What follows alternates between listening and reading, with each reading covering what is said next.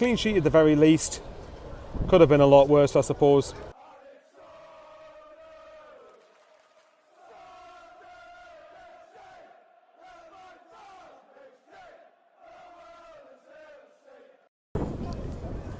When you actually assess that performance for me, I think that there was enough there, enough heart and enough drive from Sunderland. I thought that we obviously did have chances, we just didn't take them.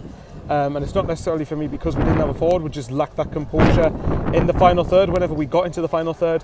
But when you look at the way Preston on the whole defended, you can actually see why Preston have kept so many clean sheets and I think have the best defence in the league this season.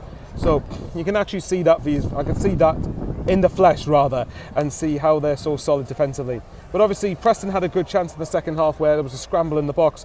The ball fell, so I can't remember who the player was, but he had a couple of yards of space either side of him. It was straight at Patterson. So on the whole, I'd say Sunderland deserved to win a little bit more than Preston, but on the whole, so you could argue one way or another. I think a draw was the least we deserved.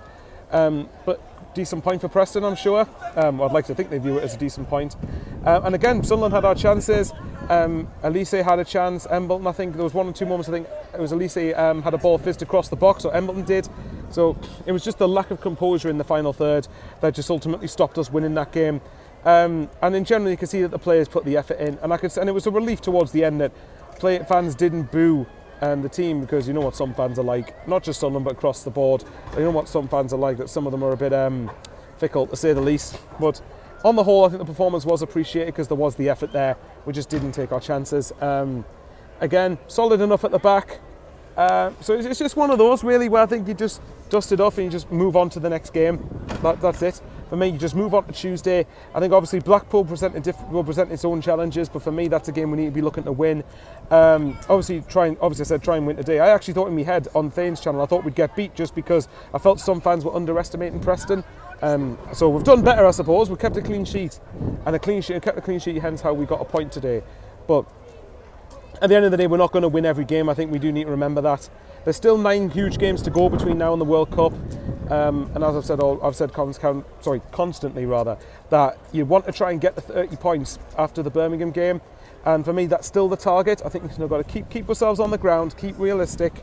We've got 2 of the next 3 are at home still. Obviously, the home form is where we do need to improve. Away from home, we've actually done all right. But Blackpool, again, like I said, it's a winnable fixture. Sorry guys, I know I'm rumbling, but there's really not that much to say about the game. Huffed and puffed, just didn't finish our chances off.